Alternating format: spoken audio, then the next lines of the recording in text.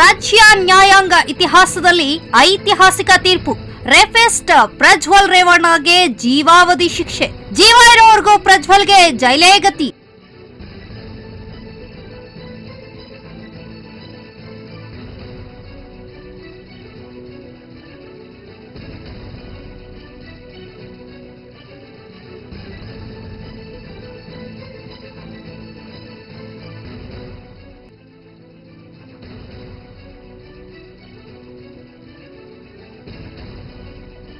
ಮಾಜಿ ಪ್ರಧಾನಿ ಕುಟುಂಬದ ಕುಡಿ ಪ್ರಜ್ವಲ್ ರೇವಣ್ಣ ರಾಜಕೀಯ ಕನಸಿನ ಜೊತೆಗೆ ಭವಿಷ್ಯದ ಕನಸೆ ಕಮರಿ ಹೋಗಿದೆ.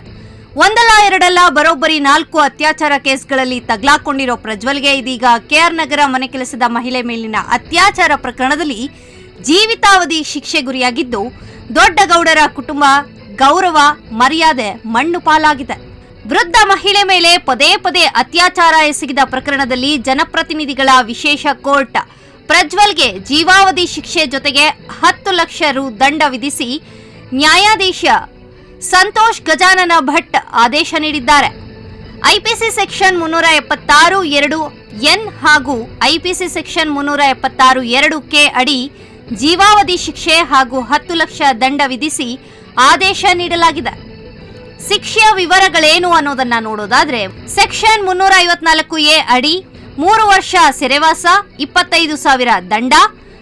ಸೆಕ್ಷನ್ 354(b) ರಡಿ 7 ವರ್ಷ ಸೆರೆವಾಸ 50,000 ದಂಡ ಹಾಗೂ 354(c) ಅಡಿ 3 ವರ್ಷ ಸೆರೆವಾಸ 25,000 ದಂಡ ನೀಡಲಾಗಿದೆ.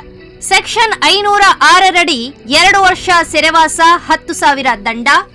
ಸೆಕ್ಷನ್ 201 ರಡಿ 3 ವರ್ಷ ಜೈಲುವಾಸ 25,000 ದಂಡ ಹಾಗೂ ಐಟಿ ಕಾಯ್ದೆ ಸೆಕ್ಷನ್ 46(e) ಅಡಿ 3 ವರ್ಷ 25,000 ದಂಡ ವಿಧಿಸಲಾಗಿದೆ.